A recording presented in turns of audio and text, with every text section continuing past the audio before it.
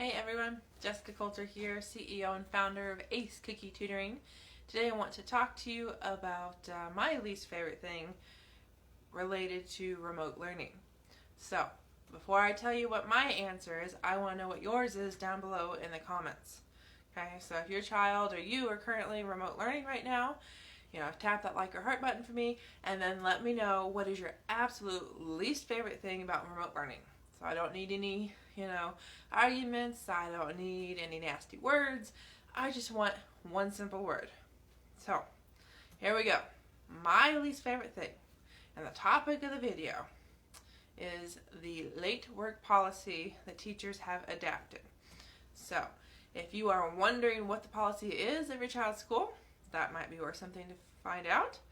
But the reasons why I am kind of unhappy with the late work policy are coming up. So before we jump into that, again, my name is Jessica Coulter, CEO and founder of Ace Cookie Tutoring. My business is based here in Gardner, Kansas.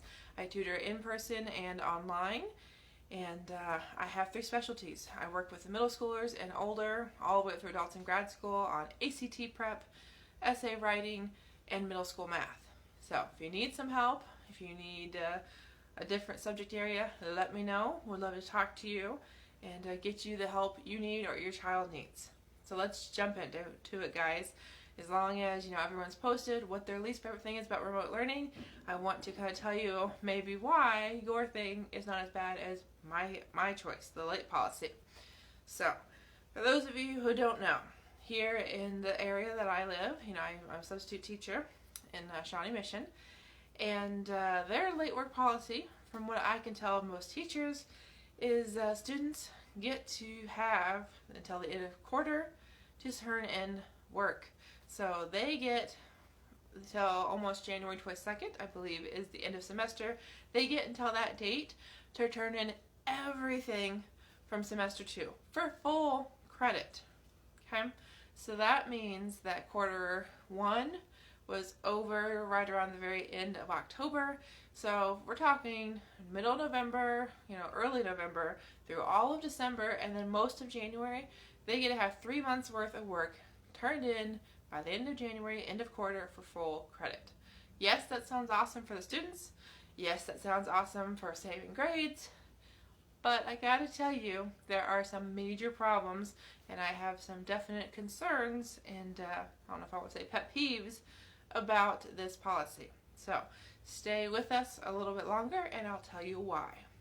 Now, if you need help with remote learning, you're coming up on the end of semester and class is not going so great, you're over it, you're done with it, you've just struggled with it all year or for the last several weeks, I want to let you know I have a Facebook group called Students Aiming for A's, and the link is in the description. Join the group and you'll get the help you need. Survive remote learning, let me help.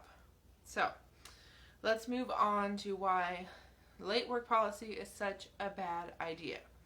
Okay, I've done a video before about student accountability, so if you haven't watched that, I highly encourage you to watch that either on my Facebook page or on my YouTube channel, either or even my website.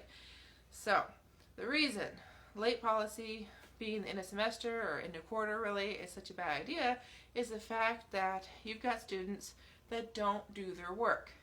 And if they know, and the teachers say, oh, okay, yeah, it's due tomorrow, but then you come to class tomorrow and you get an extra 10 minutes, or the teacher says, hey guys, if you have any missing work, go ahead and do it. If the kids aren't doing their work, on time, then if they know they have till the end of the quarter, they're just going to keep putting it off. I mean, what good does that do for those students? There's no requirement for them to do it at a certain point or on a certain day. They can just keep pushing it off, saying, oh yeah, it's late, but not really.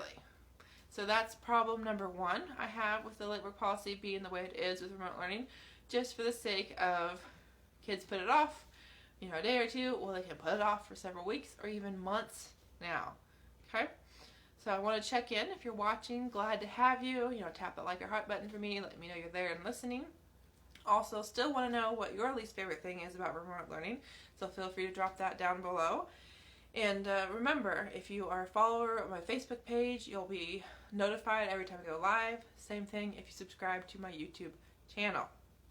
Alright guys, So my last little pet peeve here about late work policies.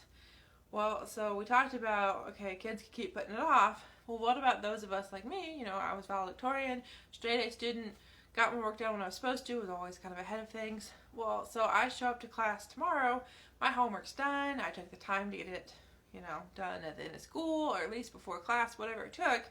But yet, two of my classmates who never do their work are basically rewarded by getting that extra time in class. I'm just supposed to sit around twiddling my thumbs because I'm waiting for class to start. I'm waiting for today's activities, but the teacher's like, we're going to give you extra time, those of you that haven't finished.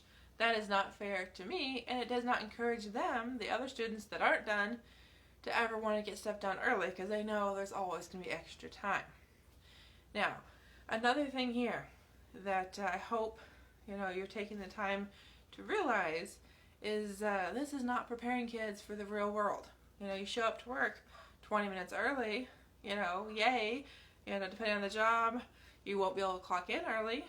And then another job, your boss might come to expect you to do that and might even, promote you and be very happy with you, your work performance. But then say you have a child that's so used to getting those extra 10 minutes, 15 minutes, or, oh, it's okay to have extra time to do the work for full credit, they're going to think it's okay, not to finish this project on time, or, that deadline really wasn't important because they haven't ever been required to do things on a deadline. Deadlines have never really mattered. Now, I know that might be kind of blowing up the whole late work policy, but remote learning, kids are not being held accountable. Teachers can't be like, hey, so-and-so didn't turn this in yesterday, or hey, I have everyone's activity but this. And parents, if you can't be at home, I understand that. You can't be there kind of holding your child's hand and making sure things are getting done. So definitely, accountability is a problem right now during this whole thing of remote learning. And I've got to say that late work policies are not helping that and not really encouraging work to be done before the actual final due date of the end of quarter. So guys, again, would love to help you with remote learning. Want to help you get through it, get good grades, learn something, and really stay engaged. So if you want some help with remote learning, join my Facebook group called Students Aiming for A's. The link's in the description. It's facebook.com/groups/A's for students. So I'd love to have you in the group so I can help you survive remote learning, so you can remain kind of engaged and learn as much as possible from your classes this semester and possibly even next semester. Thanks so much. Have a great night.